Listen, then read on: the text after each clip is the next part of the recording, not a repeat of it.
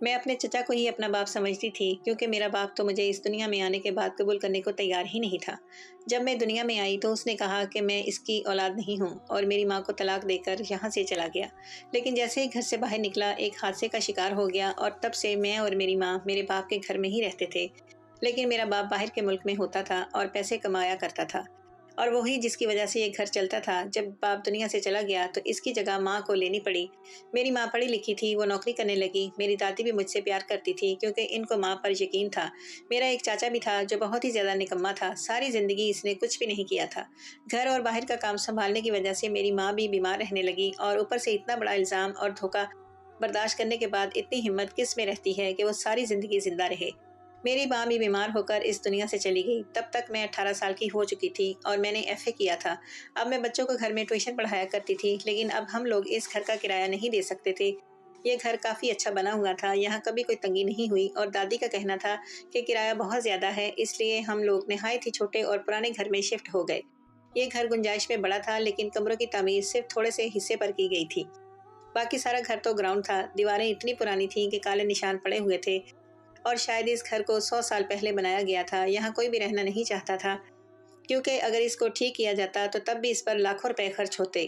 پر یہاں پر مجھے فائدہ یہ ہوا کہ اس محلے میں کوئی ٹیوشن سینٹر نہیں تھا، اس لیے میرا کام بہت اچھے طریقے سے چلنے لگا، اور جگہ بھی کھلی تھی۔ میں باہر ہی چٹائی بچھا لیتی، بچوں کو باہر بٹھا کر ان کو پڑھایا کرتی تھی۔ میری دادی میرے چاچے کو ہمیشہ کہتی تھی کہ تو بھی کوئی کام کر لے، اب تو 40 سال کی عمر کو پہنچ گیا ہے، تجھے کوئی زیادہ محنت کا کام بھی نہیں ملے گا، لیکن ہو سکتا ہے کہیں پر چوکیداری کرنے کا کام مل جائے۔ میرے چچا کا کہنا تھا کہ ساری زندگی میں اسی لیے کام نہیں کیا کہ میں کوئی اچھا کام کروں گا، کوئی کاروبار کروں گا، اور اب تو چاہتی ہے کہ 40 سال گزارنے کے بعد میں کوئی محنت مزدوری کا کام کر لوں۔ چاچا نے کام نہیں کرنا تھا، یہ میری دادی کو بھی پتا تھا۔ میرے چچا کا نام رؤف تھا، وہ نہایت عجیب قسم کا آدمی تھا۔ وہ سگریٹ بھی پیتا تھا، شراب بھی، اور اس کے پیسے کہاں سے لاتا یہ کسی کو بھی پتا نہیں تھا۔ شاید اپنے لیے وہ پیسے لے آیا کرتا تھا، لیکن گھر میں دینے کے لیے اس کے پاس پیسے نہیں ہوتے تھے۔ پہلے میرا باپ، پھر میری ماں، اور اب گھر میرے ذمہ تھا۔ مجھے لگتا تھا کہ اپنی ماں کی طرح میں بھی جلدی اس دنیا سے چلی جاؤں گی۔ اتنے سارے بچوں کے ساتھ سر کھپا کے میں بہت زیادہ پریشان رہتی تھی، چھوٹی چھوٹی باتوں پر غصہ آتا تھا، اپنے لیے کچھ کرنے کا دل ہی نہیں کرتا تھا۔ چچا ہمیشہ اپنے دماغ میں خیالی پلاؤ پکاتا رہتا تھا، لاٹری بھی لیا کرتا تھا کہ ایک دن اچانک سے امیر ہو جاؤں گا اور میرے پاس دنیا کی ہر چیز ہوگی، لیکن اس طرح کے خواب دیکھتے دیکھتے وہ بڑھاپے کے مقام پر پہنچ گیا تھا۔ اب اس نے کرنا بھی کیا تھا؟ یہ ساری باتیں فضول ہوتی ہیں، ہر کوئی جانتا ہے کوئی بھی راتوں رات امیر نہیں ہوتا، یہ صرف فلموں اور ڈراموں میں ہی ہوتا ہے۔ ایک دن چاچا نے کچھ عجیب سی حرکتیں شروع کر دیں۔ میں نے بچوں کو کہا کہ ان کی چھٹی ہو گئی ہے۔ میرے پاس پڑھنے کے لیے چھوٹی کلاسوں کے ہی بچے آتے تھے، جن کی عمر 9-10 سال سے لے کر 12-13 سال تک ہوتی تھی، اور کچھ تو اس سے بھی چھوٹے ہوتے تھے۔ میں نے صرف ایف اے کیا ہوا تھا، میں زیادہ بڑی کلاس کے بچوں کو پڑھا نہیں سکتی تھی۔ میں نے بچوں سے کہا کہ ان کی چھٹی ہو گئی ہے، لیکن میرے چچا نے 2-3 بچوں کو اپنے پاس بلایا، ان کو 10 روپے کے نوٹ دینے لگا۔ میں حیران رہ گئی کہ میں اس کے بھائی کی بیٹی ہوں، گھر چلاتی ہوں، اس کے لیے اتنا کچھ کرتی ہوں، اس کے کپڑے بھی عید پر بناتی ہوں، مجھے آج تک اس نے 10 روپے تو کیا 1 روپیہ بھی نہیں دیا۔ جب میں چھوٹی تھی تو میرے لیے 2 پیسے کی کوئی ٹافی لے کر بھی نہیں آتا تھا، اور ان بچوں کو 10-10 روپے دے رہا ہے۔ کیوں دے رہا تھا بھلا وہ؟ بچے وہاں سے واپس چلے گئے، لیکن ایک بچہ میرے چاچو کے کمرے میں چلا گیا۔ اس گھر میں 3 کمرے تھے، ایک کمرہ تو ایسا تھا کہ اس کی چھت گری ہوئی تھی، اس لیے وہاں پر ہم نے اسٹور بنا دیا۔ دوسرے کمرے میں میں اور میری دادی رہا کرتے تھے، اور ایک بڑا سا کمرہ چاچا نے اپنے لیے لے لیا تھا۔ ان کا کہنا تھا کہ میں اکیلا ہی رہتا ہوں، مجھے شور پسند نہیں، اور وہ پورا دن نہ جانے کیا کرتا رہتا تھا۔ میری دادی کہتی تھی کہ اس شخص نے اپنی ساری زندگی سو کر ہی گزار دی ہے۔ میری دادی کو بھی فکر تھی کہ اگر ان کو کچھ ہو گیا تو میرا کیا ہوگا۔ میری دادی کہتی تھی کہ میں تیری منگنی یا پھر نکاح کروا دیتی ہوں کسی کے ساتھ جو اچھا انسان ہو، اگر میری آنکھیں بند ہو جائیں تو اس کے ساتھ شادی کر کے یہاں سے چلی جانا، پھر تجھے کوئی ضرورت نہیں ہے اپنے چچا کو پالنے کی، یہ تیری ذمہ داری نہیں تو اس کی ذمہ داری تھی۔ میرے دم تک یہی سب کچھ ہوگا، اس کے بعد یہ اپنے لیے کچھ کر لے گا، یا تو کسی کے ساتھ شادی کر کے اس کے نصیب برباد کرے گا، اور یا پھر تیری کمائی کھاتا رہے گا، لیکن ایسا نہیں ہونے دوں گی۔ میری دادی میرے لیے کوئی اچھا رشتہ تلاش کر رہی تھی۔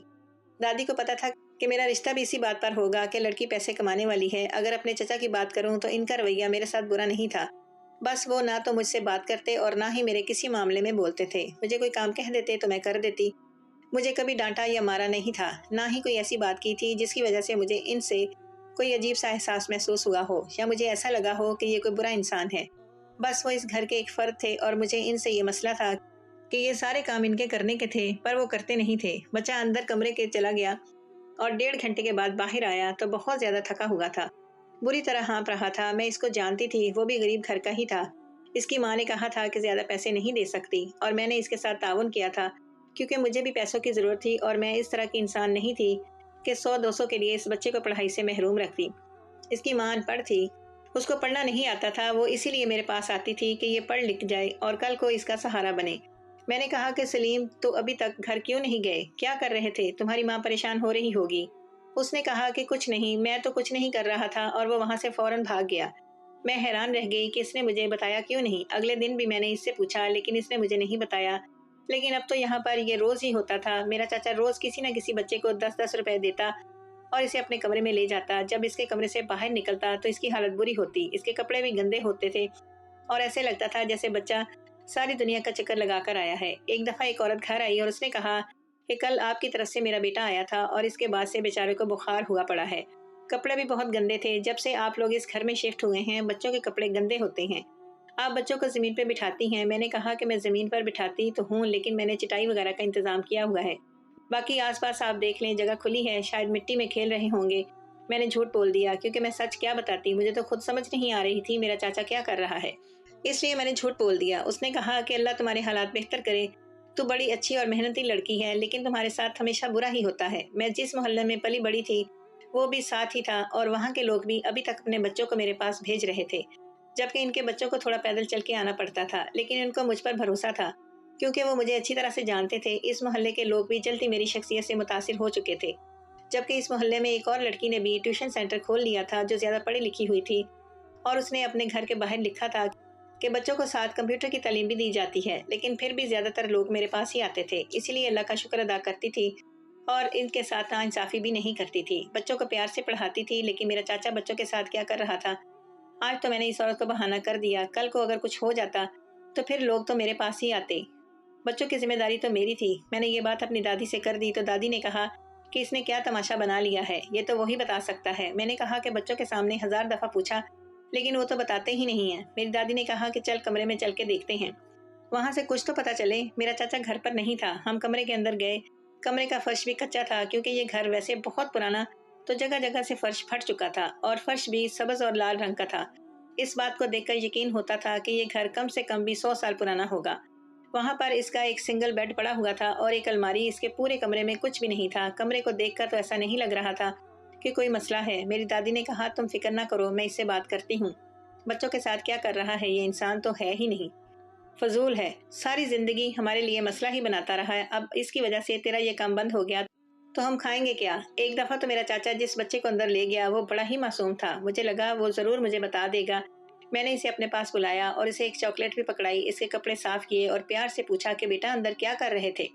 لیکن میں حیران رہ گئی کہ اس نے مجھے نہیں بتایا، یہاں تک کہ اس نے کہا کہ ٹیچر آپ یہ چاکلیٹ بھی بے شک واپس لے لیں پر میں آپ کو کچھ نہیں بتا سکتا۔ وہ ڈرا ہوا بھی لگ رہا تھا۔ میں نے کہا پھر گھر جا کر بھی تو کسی کو نہیں بتاتے؟ کہنے لگا نہیں بتاتا، میرے پاس سارے مزدوروں کے بچے آتے تھے، غریب جن کی ماں باپ ان کو پڑھا نہیں پاتے تھے، غریب جن کی ماں باپ ان کو پڑھا نہیں پاتے تھے۔ مجھے لگتا تھا کہ شاید 10 روپے ان کے لیے زیادہ تھے کہ وہ جھوٹ بولنے پر مجبور ہو جاتے تھے۔ میرا چاچا ان کی مجبوری کا فائدہ اٹھا کر ان سے کیا کروا رہا تھا یہ بھی تو مجھے ہی دیکھنا تھا۔ دن اسی طرح گزرنے لگے اور 2-3 مہینے گزر گئے، میں کچھ کر پا نہیں رہی تھی۔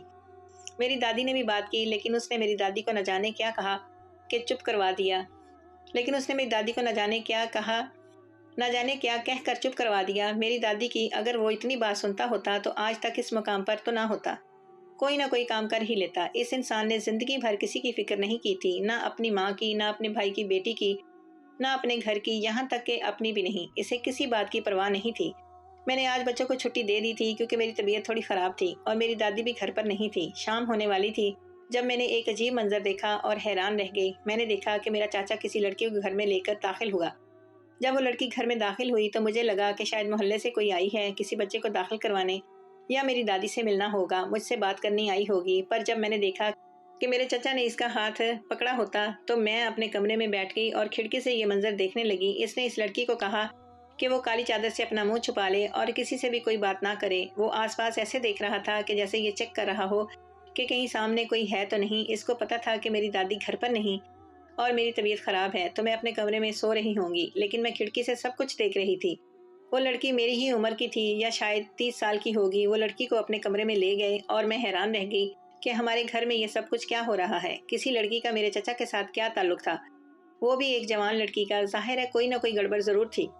میری طبیعت خراب ہوئی تھی، پر اتنی بھی نہیں۔ میں اٹھ گئی اور میں دیکھنا چاہتی تھی کہ وہ لڑکی کے ساتھ اس کمرے میں کیوں گیا ہے، وہ لوگ وہاں پر کیا کر رہے ہیں، اور یہ لڑکی کون ہے جو اتنی پاگل ہے جو میرے چچا کے ساتھ ہی آ گئی، جبکہ میرے چچا کو تو سارا محلہ جانتا تھا۔ مجھے نہیں لگتا کہ اس محلے میں کوئی اتنی بیوقوف لڑکی تھی جو میرے اس چاچے کی باتوں میں آ سکتی تھی، کیونکہ اس کے پاس تو پیسے بھی نہیں تھے۔ کمرے کا دروازہ تو اندر سے بند تھا، لیکن کھڑکی کھلی ہوئی تھی، کیونکہ گھر کی کھڑکیاں ویسے ہی خراب تھی، ٹوٹی ہوئی تھیں، اس لیے اندر کا منظر نظر آ سکتا تھا۔ مجھے بڑا عجیب لگ رہا تھا اور ڈر بھی لگ رہا تھا۔ سوچ رہی تھی کہ دادی جلدی جلدی آ جاتی تو میں ان کے ساتھ مل کر یہ سب کچھ دیکھتی یا کچھ کرتی، لیکن میری دادی نہیں آ رہی تھی، اور میں سوچ رہی تھی کہ یہ لڑکی واپس نہ چلی جائے۔ جو ہو رہا تھا غلط ہو رہا تھا، مجھے ان کا رنگے ہاتھوں پکڑنا تھا۔ یہ گھر میں چلاتی تھی، اس گھر میں میری محنت کی کمائی آتی تھی، اور میری محنت کی کمائی سے یہاں پہ کوئی الٹا سیدھا یا غلط کام ہو رہا تھا تو مجھے کوئی نہ کوئی ایکشن لینا چاہیے تھا۔ میں کوئی بچی نہیں تھی، اگر بچی ہوتی تو مجھ سے پورے گھر کی ذمہ داری نہ ڈالی جاتی۔ میں کمرے میں جھانکنے سے پہلے ہی آواز سن رہی تھی۔ وہ لوگ آپس میں جھگڑ رہے تھے اور اس طرح سے بات کر رہے تھے کہ جیسے ایک دوسرے کو پہلے سے جانتے ہیں۔ میرا چاچا کہہ رہا تھا کہ کوئی کام ٹھیک سے کرنا نہیں آتا، پتہ نہیں تم کیا کر رہی ہو، سارا کچھ تمہیں سمجھا کر لایا تھا، پھر بھی تمہیں سمجھ نہیں آ رہی۔ اور وہ کہہ رہی تھی کہ یہ کوئی آسان کام ہے، میں کیا سارا دن یہی کرتی رہتی ہوں۔ جب میں نے ڈرتے ڈرتے کمرے میں جھانکا تو حیران رہ گئی اور بالکل سامنے آ گئی، کیونکہ وہ دونوں تو کمرے کے اندر ہی نہیں تھے، لیکن ان کی آوازیں آ رہی تھیں۔ اس کمرے کے اندر کوئی باتھ روم نہیں تھا کہ وہ باتھ روم میں ہوں گے۔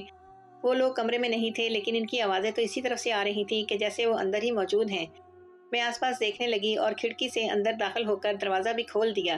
ابھی بھی مجھے ان کی آواز آ رہی تھی، لیکن وہ دکھائی نہیں دے رہے تھے۔ میں نے آواز کی سمت دیکھا تو یہ آواز بیڈ کے پیچھے سے آ رہی تھی، اور بیڈ کے پیچھے جھانکا تو میرے قدموں تلے زمین نکل گئی۔ بیڈ کے پیچھے تو باقاعدہ ایک راستہ بنا ہوا تھا جس میں سے ایک انسان اندر جا سکتا تھا۔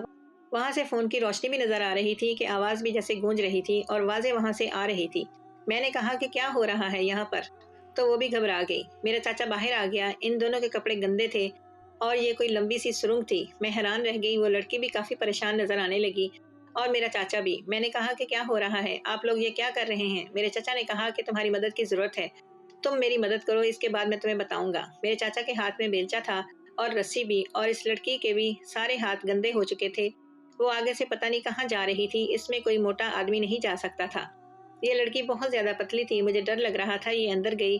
اس نے کہا کہ میں نے پکڑ لیا، اور ہم نے دونوں نے مل کر اس کو باہر کھینچا تو اس کے پاس ایک چھوٹا سا صندوق تھا۔ یہ صندوق اتنا چھوٹا نہیں تھا، شاید 1 سے 2 فٹ لمبا اور 2 فٹ چوڑا تو تھا ہی۔ لڑکی کی حالت بھی عجیب ہو رہی تھی، وہ بری طرح سے ہانپ رہی تھی۔ ہم لوگ بھی تھک گئے تھے۔ اس کے بعد وہ منہ ہاتھ دھونے چلی گئی اور سب نے پاگلوں کی طرح پانی پیا۔ میں نے کہا یہ سب کچھ کیا ہو رہا ہے؟ چاچا نے میرے سر پر ہاتھ رکھا اور کہا ابھی بتاتا ہوں بیٹا، میں بتاتا ہوں۔ ہم نے اس صندوق کو بہت مشکل سے کھولا، اور جب اس کو کھولا تو حیران رہ گئے۔ میری دادی وہاں پہ آ گئی تھی، میں نے دادی کو بھی سب کچھ بتایا۔ میرے چچا نے کہا کہ جب ہم لوگ اس گھر میں آئے تھے تو مجھے ایک پاگل ملا تھا، اس نے کہا تھا کہ تمہارے گھر میں خزانہ ہے، تمہارے گھر میں خزانہ ہے۔ وہ بار بار یہ بات بول رہا تھا، لیکن سب کہتے تھے کہ یہ پاگل ہے، نشہ کرتا ہے، اس طرح باتیں کرتا رہتا ہے۔ لیکن میں تلاش میں لگ گیا اور مجھے میرے بستر کے نیچے مٹی کچھ نرم نظر آئی۔ میں نے تھوڑا سا کھودا تو مجھے ایسا لگا کہ آگے کوئی چیز ہے، یہاں سے پانی بہہ رہا تھا اور پانی وہیں سے بہتا ہے جہاں سے راستہ ہوتا ہے۔ میں بچوں کو 10 روپے دے کر یہ سرنگ کھدوا رہا تھا۔ اس کے بعد اس سرنگ میں ایک کمرہ آ گیا جس میں مجھے یہ صندوق دور سے نظر آنے لگا، لیکن اس کے اندر جانے کے لیے کسی بہت ہی پتلے اور سمجھدار انسان کی ضرورت ہے۔ میں کسی بچے کو نہیں بھیج سکتا تھا، میں نے پہلے ہی ان کو ڈرا دھمکا کر رکھا ہوا تھا۔ میں نے کہا کہ کسی کو یہ بات نہیں کرنی، پر ایک بچے کی زبان سے کوئی اور یہ بات نکلوا سکتا تھا۔ اس کا نام ہے ماریا۔ ہم دونوں ایک دوسرے کو پسند کرتے ہیں، لیکن میں نے کبھی اس سے شادی کا نہیں سوچا، کیونکہ میرے پاس پیسے نہیں تھے اور ہمارا آپس میں کوئی غلط تعلق بھی نہیں تھا۔ میں نے اس کو اپنا رازدار بنایا کیونکہ صرف یہی اس راستے سے جا سکتی تھی اور اس نے میری مدد کرنی تھی۔ اور آج ہم نے یہ صندوق پورے 4 مہینے کی محنت کے بعد باہر نکال دیا ہے۔ اس کے اندر سونا تھا، سونے کے زیورات تھے، سونے کے بسکٹ تھے اور بالکل خالص سونا تھا۔ میری دادی بھی حیران تھی اور ہم سب بھی۔ ہماری آنکھوں میں خوشی کے آنسو تھے۔ یہ گھر پرانا تھا اور یہاں پر خزانہ ہو سکتا تھا کہ شاید کوئی پرانا امیر آدمی یہاں پر رہتا ہوگا، کیونکہ اس ٹائم اتنے بڑے بڑے گھر امیر آدمیوں کے پاس ہی ہوتے تھے۔ میرے چچا نے کہا کہ ساری زندگی میں یہی سوچتا رہا، لیکن کبھی کبھی خواب سچ بھی ہو جاتے ہیں۔ اس کے بعد ہم نے بہت احتیاط سے اس گھر کو چھوڑ دیا، چاچا کی اس لڑکی کے ساتھ شادی کروائی اور اس لڑکی کو بھی ساتھ لے کر ہم لوگ شہر چھوڑ کر ہی چلے گئے۔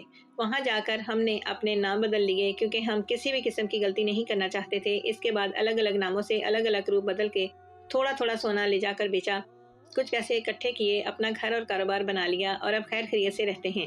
میرے چاچا نے کہا کہ تم میری بیٹی ہو، میں تمہاری شادی دھوم دھام سے کروں گا۔ میری شادی بھی دھوم دھام سے کی گئی۔ میں اپنے شوہر کے گھر آ گئی۔ میرا شوہر بھی ایک امیر آدمی ہے اور مجھے بھی میرا حصہ دیا گیا تھا۔ میری دادی اب بہت خوش رہتی ہیں اور میرے چاچا نے بھی اپنا گھر بسا لیا ہے اور ہماری زندگی میں سب کچھ ٹھیک ہے۔ کبھی کبھی ایسا بھی ہو ہی جاتا ہے۔